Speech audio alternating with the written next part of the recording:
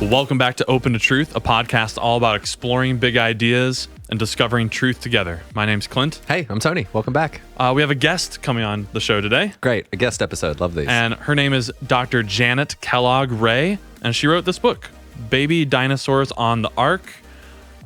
Just discovered this, and it's all about thinking through different forms of creationism. Evolution. How do different folks in those camps try to make the science fit and the Bible fit? Yep. Ongoing topic. Yeah. Within Christendom. Are they at very odds least. or not? And then, how can you be faithful to Scripture, faithful to God, and faithful to science? Can you do it all?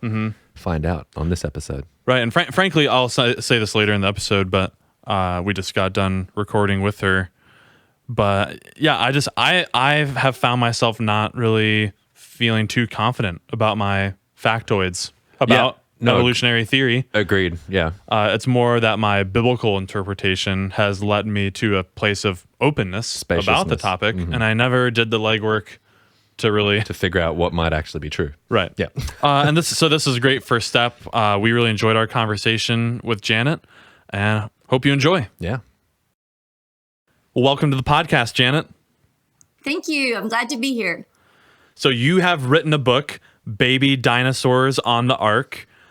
And I just want to hear, our listeners would have heard a brief bio a moment ago, but what was kind of your motivation for writing this? And who's the target audience? Who are you hoping to impact, to persuade with this writing?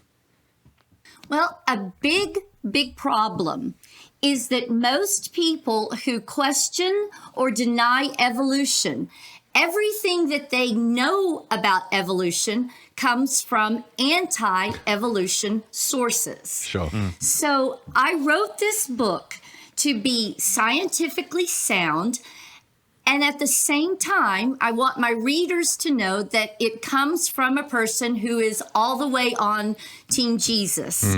Because what I found out that questioners really aren't going to seek out sources if they think that evolution is just one big atheistic lie. And I also know that the science evidence can quickly become daunting. I found that in reading through almost everything I can get my hands on this topic, that the science pretty quickly can get into graduate level genetics and paleontology. And so my goal in writing this book was, number one, to be scientifically sound, but to present the evidence in a user-friendly way. I wanted it to be accessible. I wanted to give a vocabulary to questioners. You know, it's really hard to start from scratch and articulate a question if you really don't know where to begin to ask that question. And so it was definitely my goal to target the non-scientist. I feel very strongly, just as I do when I teach my courses and I have non-biology majors in my classes, I really like teaching the non-majors, because just because someone is not a scientist or they're not working in some kind of scientific field does not mean that they don't need an understanding of biological evolution. Even though they may not be our scientists, these people are still our teachers.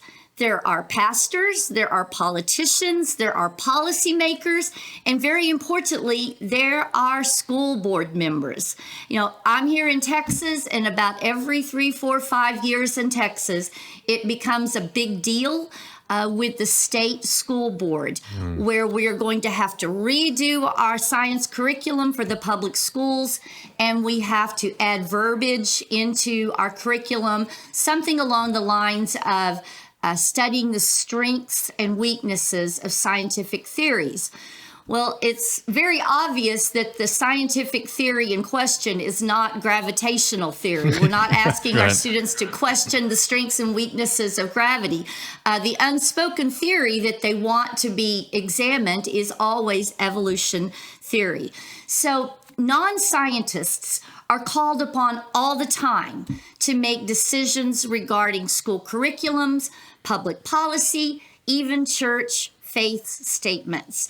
And so it was my goal to target people who either were not scientists or perhaps had not ever studied evolutionary biology in any depth. For example, I personally know 2 medical doctors who are exceptional doctors in their field, but both are staunch young earth creationists. Wow. My husband is a medical doctor, and he kind of was on the same path as I was, in coming out of young earth creationism to acceptance of the science evidence. And he will tell you that in medical school, you're so consumed with all the amount of information you have to learn, you don't spend time on the theoretical.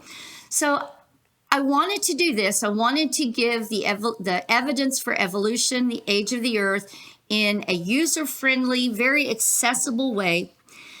But then I also wanted to make a point to draw a picture of what belief in creationism and all of its iterations demands of us intellectually. And that became what was the breaking point for me, was if I accepted a literal Genesis, it meant that I was going to have to deny science evidence that I accept in all other areas of my life. Mm. Well, what I wanted to ask was, personally, what's your journey been? And as far as your point of view on this, were you a young earth creationist at some point? And what's your story? Oh, absolutely. I was raised in a very conservative, probably would have been considered a fundamentalist church, a wing of the Restoration movement, the mainstream churches of Christ. And church was absolutely central to our lives. We went to church 3 times a week without fail. And, probably the most scarring part of that childhood was that I never saw Wizard of Oz until I was an adult, because it always broadcast on Sunday night. I didn't know any of the Disney shows or anything like that. Wow. But church was definitely central in my family's, our home life. But I will say that evolution was pretty much a non-issue in the church of my growing up years. We were literalists. We spoke where the Bible spoke, and we were silent where the Bible was silent. And we no more would have debated or discussed evolution than we would have debated or discussed the existence of Jesus. And so it really just was not an issue there. We took Genesis exactly as it is written. So by not an issue, you mean it was sort of assumed by everybody that obviously evolution is not true. It would, right. There's no reason to even debate it, because, we all know we didn't come from monkeys. There might be something thrown out like that. Like it's almost laughable that, Yeah.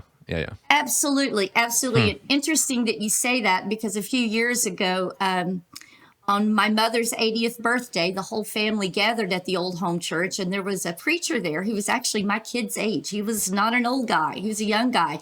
And it was, happened to be that Sunday, it was Hot Topic Bingo. He covered it all.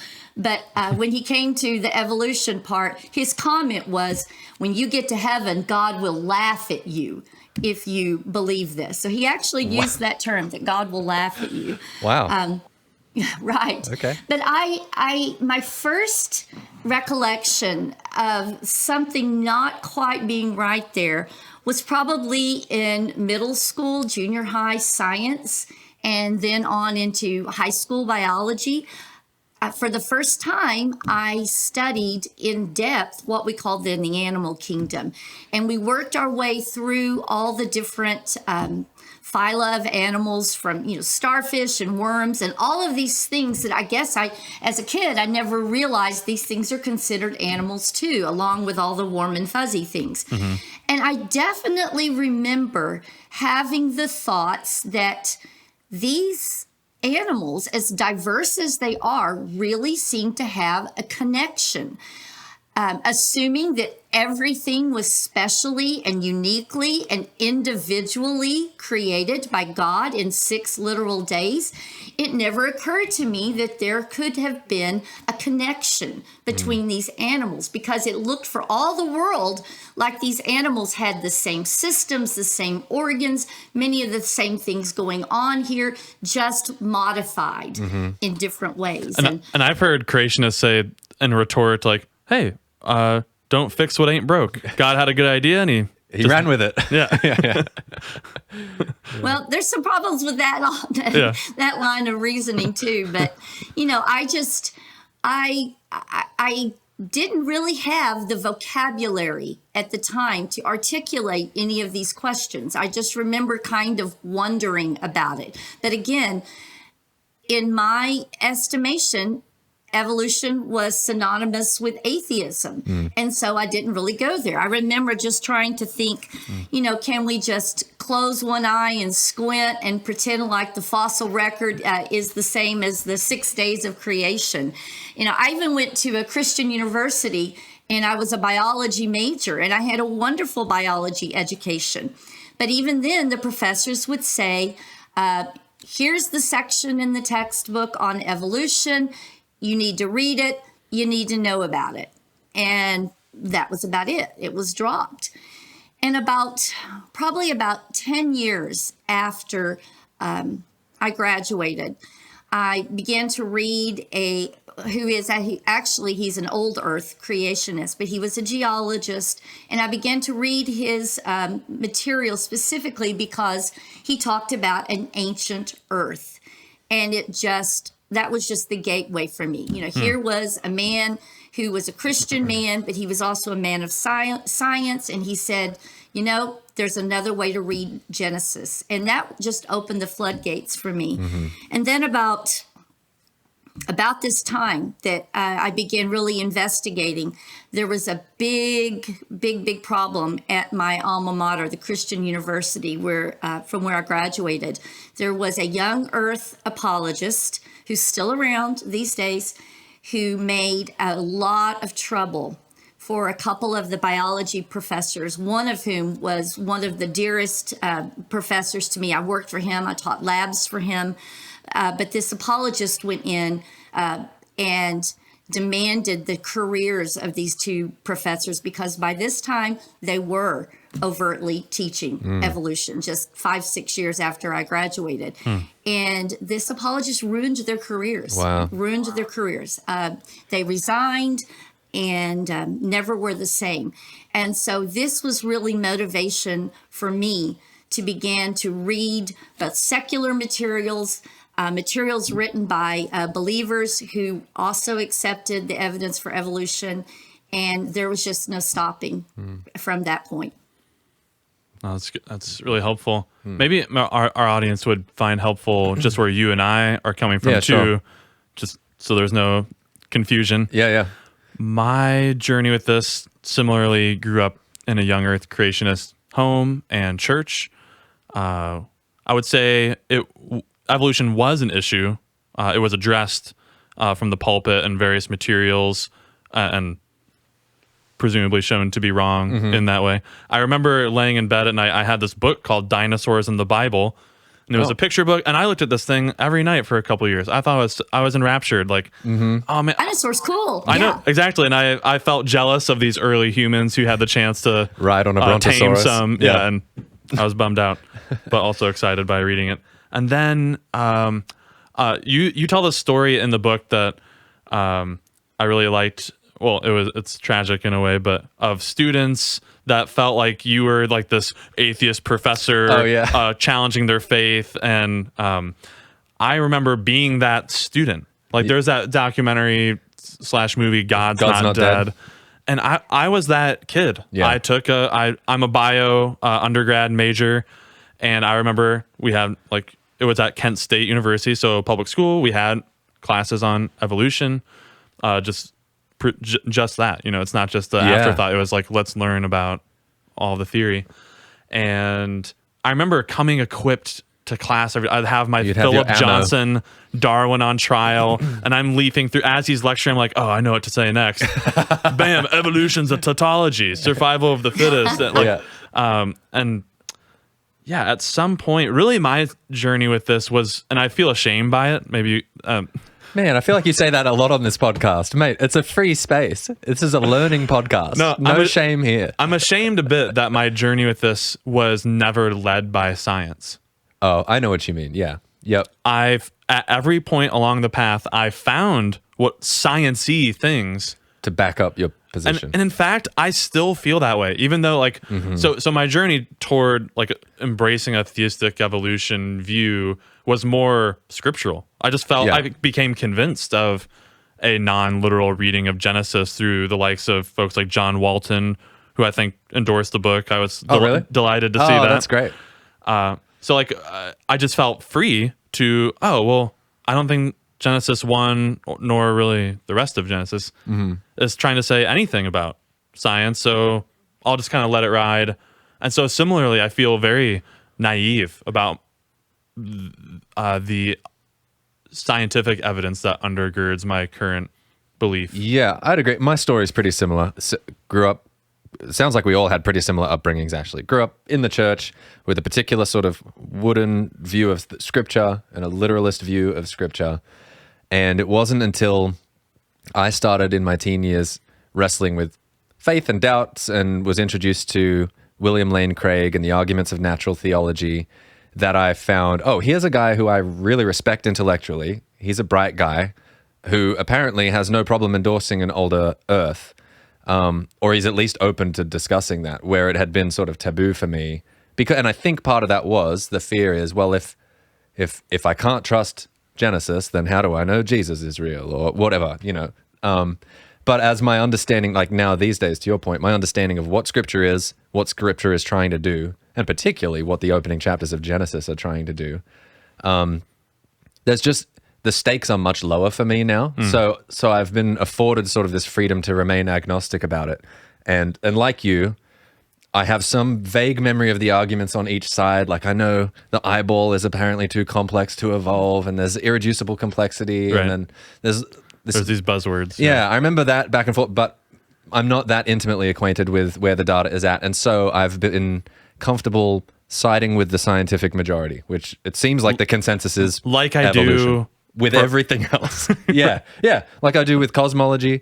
All of it. I'm trusting the scientific method. Tylenol when I take, I'm not like doubting. This technology efficacy. we're using to talk right now, that came from the scientific method. It serves me really well in every other area. So but my faith and my relationship with God isn't hanging in the balance based on where I come down on this issue. So I feel in this conversation like a genuine inquirer. I'm really keen to learn. I don't know how I should think about it. So Well, I think you brought up a point that you are not unique in that your examination of the issue was not led by the science; it was led by your theology. yeah, yeah. And I find that is true almost 100% of the time. If someone is anti-evolution, their information comes from anti-evolution apologetic sources. Yeah. So for those worried about like the connection between evolution and atheism, let's say, I mean, there is that trope up from the God's Not Dead movie of there's a professor with an axe to grind. Like, hey, train up your kids with, I don't know, anti-evolution or intelligent design or creationist fodder, some apologetics to help them defend their faith, because there are these scary professors out there that are actively trying to undermine your children's Christian faith, probably cross-disciplinary, really. I mean, it's not just the science professors that we would be issuing words of caution. Philosophy professors, across the board. That's the idea floating out in a lot of churches, I would say, and youth groups, that people are trying to undermine your kids' faith. So equip them. I don't know, in your experience in academia, have you seen that? Is that a genuine threat out there that we need to worry about? Well, as you mentioned, I talked in the book about a couple of my students pushing back against me, and I felt very honestly embarrassed that that's who they thought I was, that I was this atheistic professor that their parents and pastors had warned them about. And since the book came out, I've had that happen again. Just last semester, a student pushed back against me, always on the last day of school. They don't want to risk their grades again. And then and none of them ever took me up on an offer to meet and talk about it.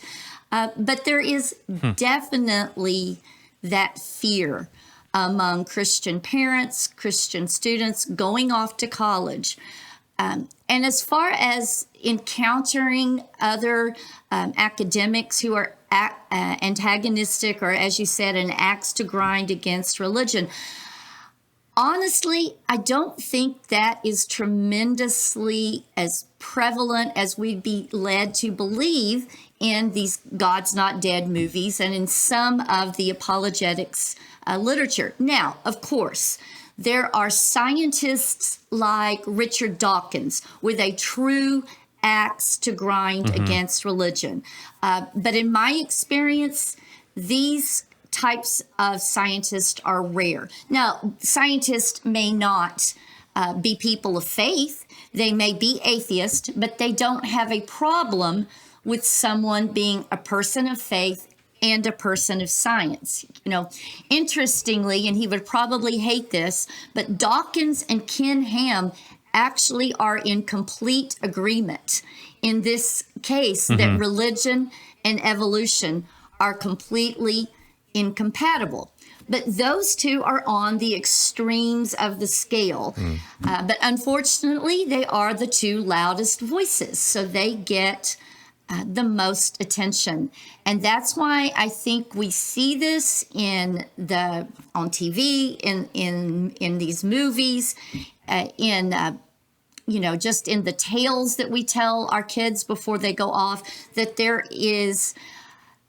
are professors who are just lying in wait to sabotage their faith at the quickest, most unexpected moment.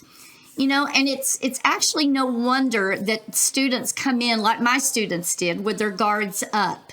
A few years ago, I took a look at some of the apologetics, some of the more popular apologetics printing houses, and I looked specifically at the literature that they were producing for upcoming college students and upcoming parents of college students. And there was one brochure that was very long, very detailed, and the title of it was Welcome to the War.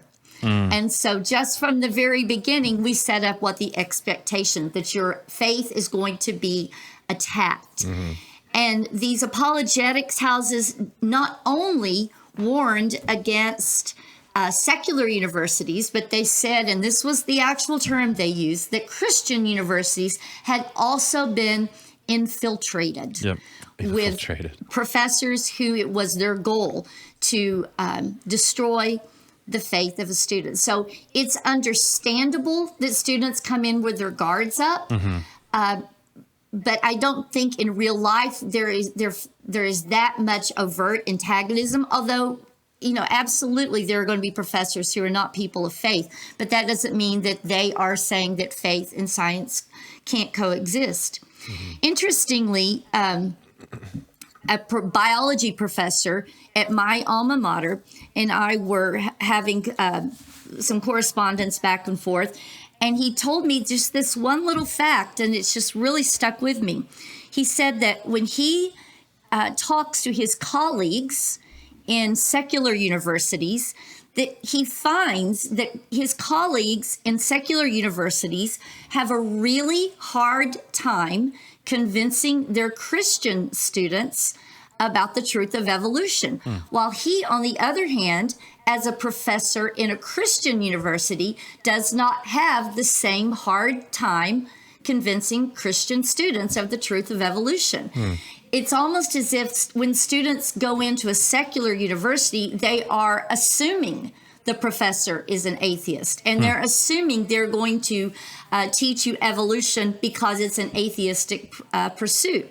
But this particular professor was saying his students let down their guard a bit, and they're more willing to listen to him because they know him as a Christian at a Christian university. So I found that very, very enlightening, very informative about why students throw up guards and what allows them to let down that guard a bit. Yeah, that makes sense to me. It rings true from each of our stories, really. Yeah. I think we each mentioned by name someone that we viewed as a godly man or woman. Or on Team Jesus. Yeah. That opened the door to feeling comfortable about this sector of the realm of ideas. Yeah.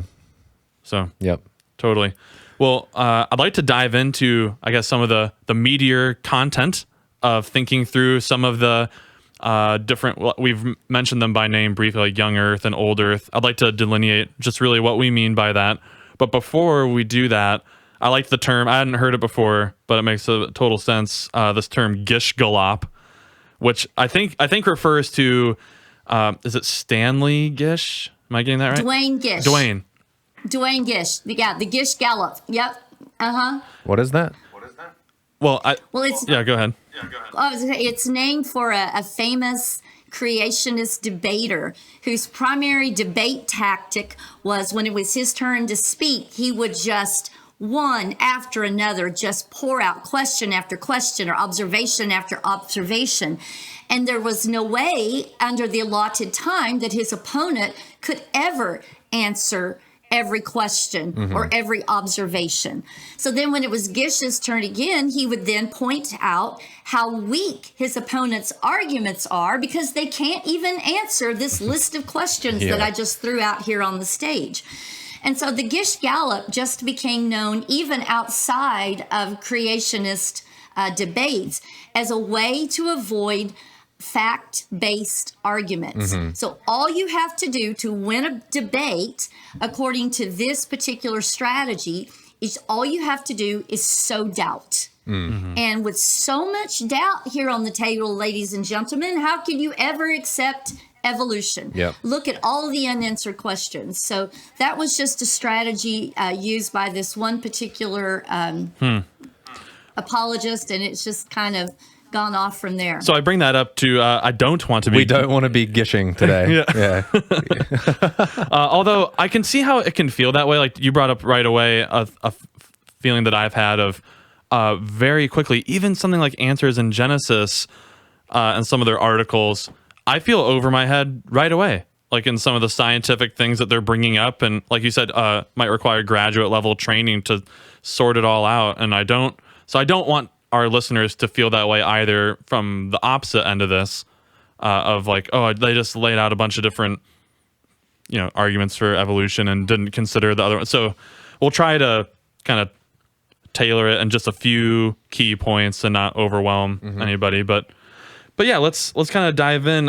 In your book, you gave 4 or 5 different categories that we might are like the major views in this space: young Earth creationism, old Earth creationism, intelligent design, theistic evolution, and then like naturalism, scientism, maybe the more atheistic version of that.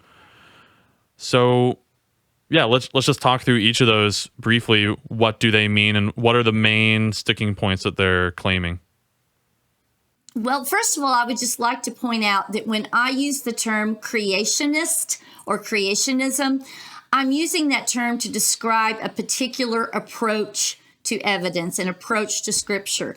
I'm not at all using it to describe someone that may accept the science but still accredits God with being the ultimate source of it all. So there are probably people who accept evolution that would probably still consider themselves to recognize God as creator. So that's not what I'm talking about. When I say creationism or creationist, I'm talking about a specific approach to evidence and a specific approach to scripture. That's really good. I wonder how much of the battle is that, like the naming of things. Yeah. Like what if we called it evolutionist creationism? Yeah. Like I'm a creationist. Yeah. I think that God is the source of all. Yeah. Well, so young Earth creationist, just like the name would imply, considers the Bible to be the only firsthand account of creation. So all evidence, all science evidence, therefore, must be viewed through what they call a Bible lens. You know, for example, in Genesis, the order of creation would be fruit trees, then sea creatures, then birds, and then land animals. Well, in the fossil record, plants that bear seeds in a fruit are relative newcomers. So in a situation such as this, where the Genesis creation order conflicts with what we see in the fossil record, young Earth creationists always assume the Bible is correct and that scientists are misinterpreting the fossil record. There is a molecular geneticist with answers in Genesis, lots of S's there, Yeah. That made the statement, which I included in the book, that she said, what I believe isn't based on the evidence, it's based on the Bible. So you have this Bible lens, as they call it. For young Earth creationists, everything was specially created individually and in the order given during the 6 days of creation week, with a time frame of maybe 6 to 10,000 years ago. All humans are genetically descended from Adam and Eve. And as far as the flood goes, young Earth creationists will say that the Noah's flood was worldwide and destroyed all life, including humans, that weren't on the ark.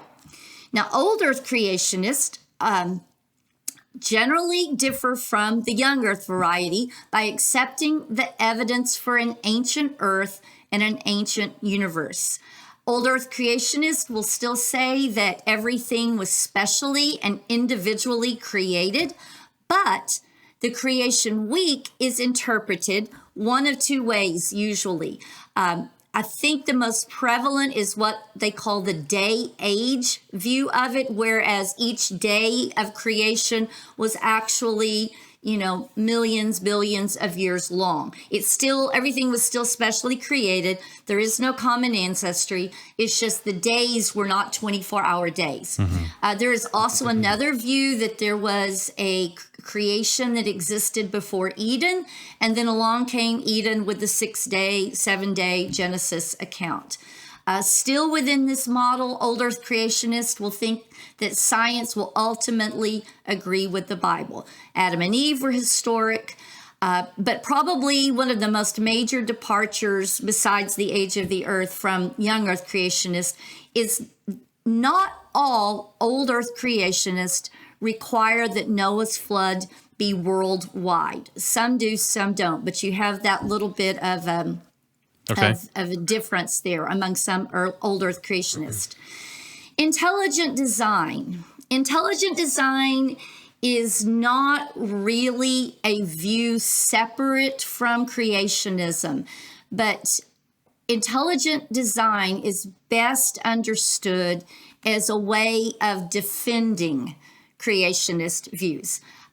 Intelligent design arguments are used by both young Earth and old Earth creationists. You will find both of those camps, young and old camps, will refer consistently to arguments from design. So intelligent design really isn't a camp, so to speak, by itself. It is a creationist approach to all living things, but it comes from a little bit more of a philosophical difference than some of the more creationist camps will put forth.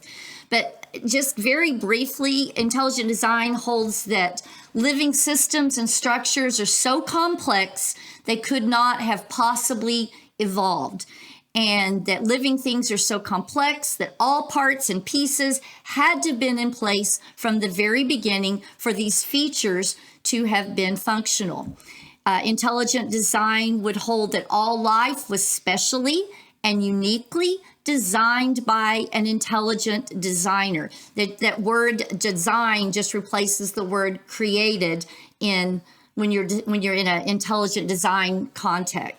Was it in the I'm gonna botch the names maybe. Is it Kitzmiller versus Dover and Kitzmiller? Uh-huh. And I recall there at one point the textbook in question did a revised edit where they took out create, or is that right? And just put in design. And Right. someone found that and they're like, no, wait a minute. And one thing I didn't put in the book, but it's interesting. You can to the Google for that. The person who was doing the overlaying even found a place in one of the earlier drafts where they hadn't even deleted the term creationist, and so what you had there was they were intending to write pro-design proponents, and it ended up being design creationist ponents at the end. They didn't get the whole word. Wow. That's fascinating. Erased out. So Sorry, yeah. I just threw in for our listener. This is a case 2005, I think it was. 2005. And it's in Texas, right? No, it was Pennsylvania. Pennsylvania. The school board was wondering, can we use a textbook that has Right. intelligent design or see. creationism? And anyway, okay. So that, that's basically, the intelligent design literature won't make any stance on Genesis because they claim to not be a religious approach. They claim to be an alternate view to evolution, and we can discuss more of that in detail later if you want to. But intelligent design literature will not directly refer to God. They'll just refer to an intelligent designer. But even without being named, it's perfectly clear that the designer in question is the God of the Bible. Theistic evolution would be someone who, and that's been called different things. It's been called evolutionary creationism. It's been called theistic evolution. Francis Collins calls it biologos. That's where that term came from. Oh. He coined that term, biologos, for the biological living things on the planet, and logos, referring to the wisdom and the source being of God. So there really is no one particular name for that camp. I would just say that would describe people of faith who accept the science evidence for evolution and for the age of the universe. And so again, there are multiple different approaches to the creation account, to Genesis account, but all of these tend to focus on the who and the why of the Genesis story and not the how and the when, trying to get historical scientific. And just a point of clarification, I feel like I've read some ID theorists that would describe themselves as theistic evolutionists, but would say something like, sorry, when I think of the term theistic evolution, sometimes I'm brought to mind of the notion that God, at some little moments in time, however many we might talk about, whatever cases of irreducible complexity come up, that's when God kind of like guided the process. He just nudges it every now and then. Yeah, you mean? yeah. Special acts of creation. I'm going to make this mutation, and then it'll domino effect for however many thousand years, and then this mutation, and then like that. I have heard that be described as theistic evolution, but that's really, would you say that's really, let's call that more in the creationist camp, or? I would Okay. absolutely. I would absolutely, because, that is not a question for science. That may be a philosophical question. It may be a faith question, but as you described it, that's not a question for science. Okay. And there are, as in any of these camps, there are a continuum. There's a continuum. Sure. And so there would be people who describe themselves as intelligent design proponents who would allow for what they would term microevolution, changes in dogs and cats and horses and things like that. But they don't allow for what they would call macroevolution, which in reality, those aren't terms used by biologists. There's evolution and there's evolution. We don't divide it into micro and macro. So in that case, you would have maybe someone who is an ID proponent who would call themselves an evolutionary creationist, evolutionism, but they probably would not accept what they would call macroevolution. Okay. And then the scientism or naturalism view would just be That's all. Science is all there is, that the Right. natural world is all there is, and that religious faith of any sort is just useless. That science explains it all. Science explains it all would be a naturalist or scientism point of view. yeah. So, okay, let's camp out at the young Earth, old Earth area for a moment. Okay. And the Bible, using the Bible as a lens to sort out some of the science. Maybe help us out here. It seems like they're like, for instance, the Answers in Genesis crowd and the Institute of Creation Research, I think it is, are the big two players here. And what I gather from what a lot of what they're trying to do is, hey, look, the science actually does support the Bible. Maybe it's a two-pronged approach, like highlighting where science does corroborate, and then anything that seems to not corroborate, aspersions and doubt is cast upon it. But there's this whole phenomenon of like flood geology of people trying to put together this science-y or scientific front. Like, here is a way of explaining all the stuff that you see in the fossil record. Look, there was this big old tumultuous event in Genesis. Still got mixed up. Global flood, and who knows what can go on in such a crazy, catastrophic event.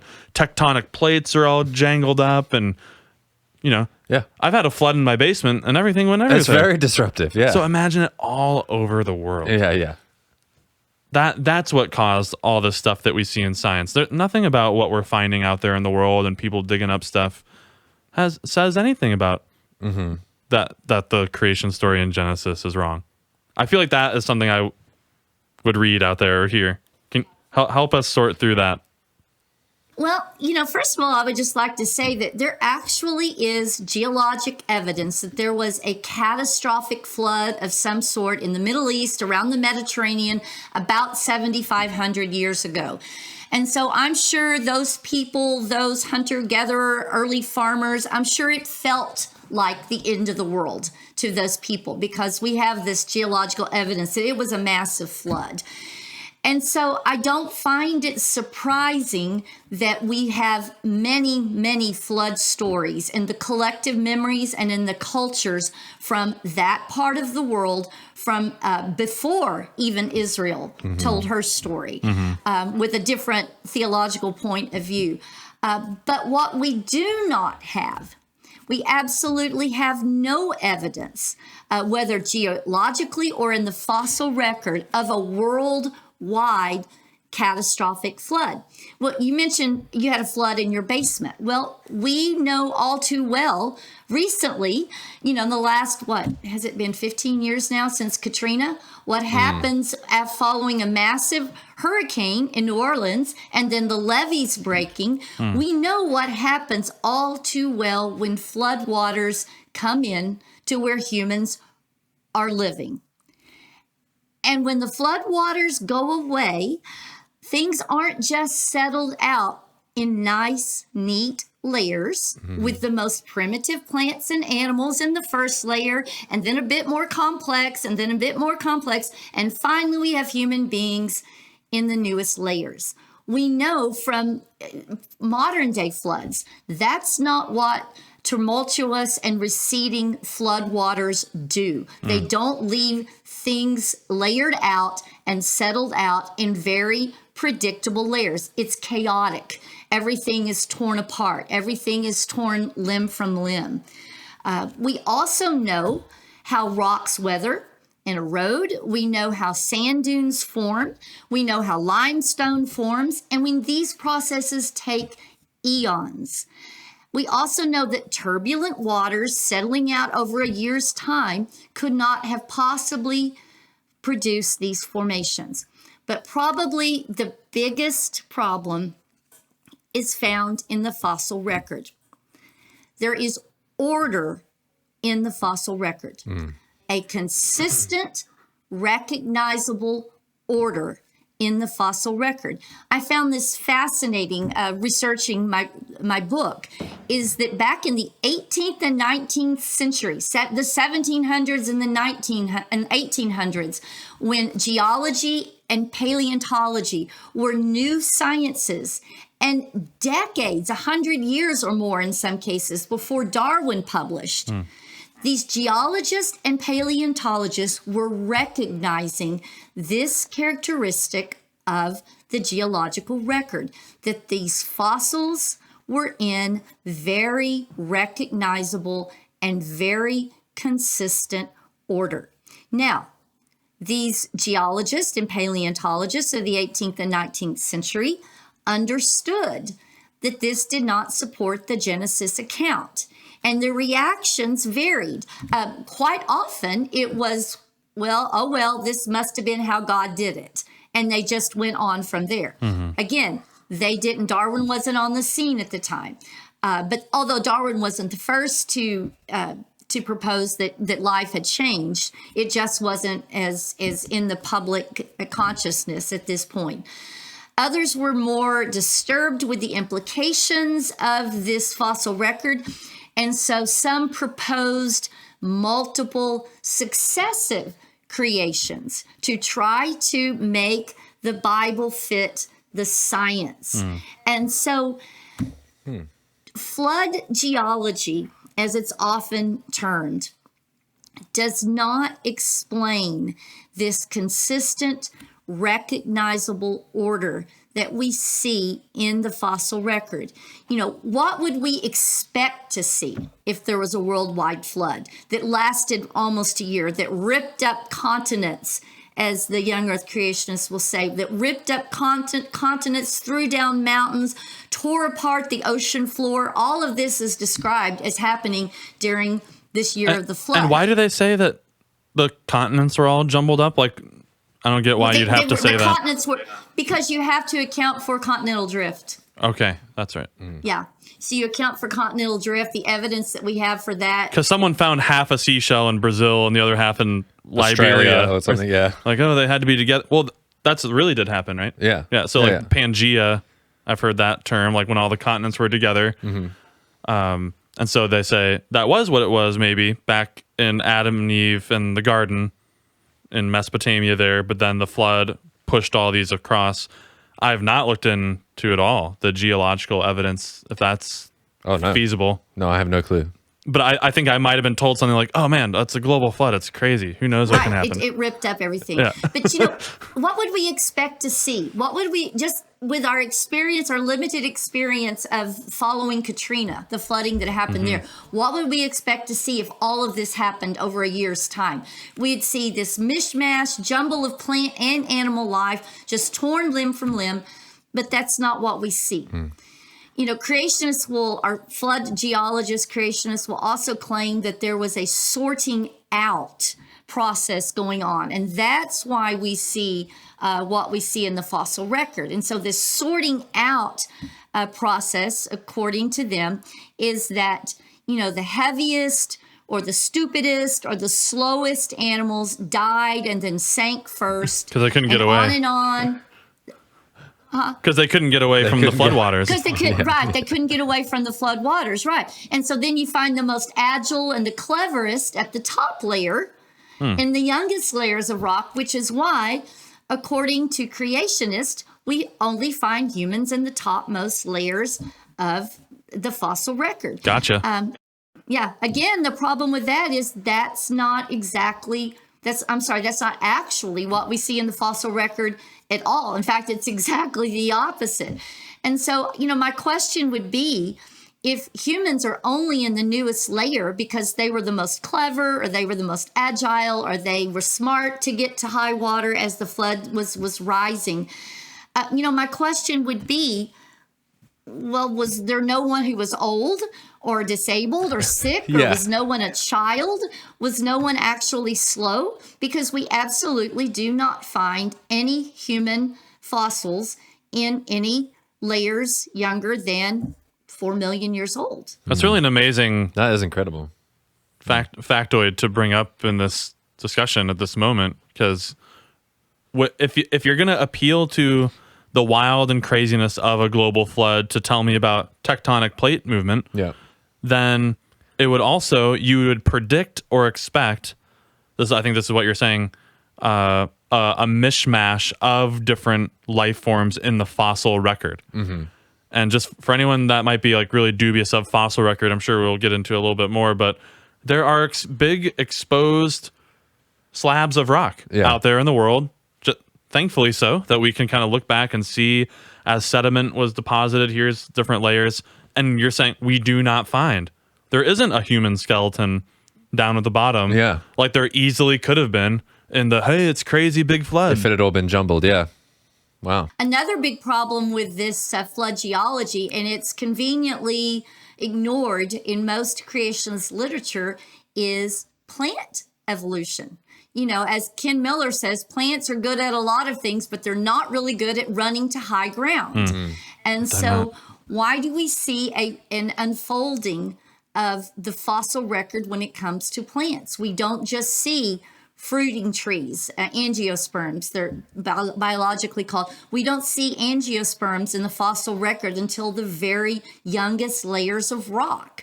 But if you had this mishmash, tearing up, catastrophic worldwide flood, you would basically expect a tossed salad of all plant materials all thrown into the layers. And we, just like there's an order into the animals in the fossil record, there is a recognizable order of plants in the fossil record also. Can I ask, while we're on the fossil record, something that I remember hearing about back when I was a little more familiar with both sides of this argument is I hope I'm saying this right, the Cambrian Explosion, this idea that there is a period in the fossil record where diversity seems to really go wild pretty suddenly given the time spans we're talking about. So large diversity in a short period of time. And the argument was this must have been intervention on God's part to suddenly diversify the various species on the planet, because I think evolution operating blindly through natural selection and random mutation would just take longer. You would see a more linear maybe progression, not an explosion. So have I heard about it right? Is there such an explosion? And how do you explain it? Well, yes and no. There is a term called the Cambrian Explosion, because this Cambrian geological period, we do see the appearance of a tremendous amount of diversity. But in reality, what's being called an explosion occurred over 20, 30, 40 million years of time. It's only an explosion, relatively speaking, to the 4 billion years of life history on Earth. It's only an explosion from that perspective. Another thing that's going on there is we definitely had Pre-Cambrian life, but Pre-Cambrian life, as well as Cambrian life, was not. They weren't vertebrates. Vertebrates had not appeared yet. And so they all had soft bodies. And fossilization is biased against organisms with soft bodies. We do have them. We have the imprints, a lot of them, but we don't have as many fossils of soft-bodied animals. So what we're seeing there, so we're limited in what we know about the animal life in the Pre-Cambrian. And so since we're limited on knowing what predated this Cambrian, it's hard to say, oh, they just came out of nowhere. But what we're seeing in the Cambrian is we are seeing the first appearances in the fossil record of many of the body plans that we see on Earth today. There is evidence of even the chordates, which led to us, which led to the vertebrates. There's evidence of early primitive chordates in the Cambrian. And so all these different body plans that we see in our day, we can see the precursors and the primitive versions of that in the Cambrian. But no, it wasn't a Cambrian explosion. I read one biologist said, no, it was really more like the Cambrian slow fuse. It, relatively speaking, maybe, but we're still talking about 20 to 75 million years of this diversity itself. And then the Cambrian, I don't have it right in front of me, but it was a few hundred a few hundred million years itself, in that point. So you're talking about some diversity there among soft-bodied animals, but you're not talking about anything happening overnight or even in a week or even in a year or a millennia. Yeah. We're still talking many millions of years. It's tough to even really hold it before the mind. Yeah, A sure. million years. So what would be like? What's in the evolutionary theory toolkit to explain that kind of rapidity in all these different design plans? Sorry. Careful, mate. Careful with your words.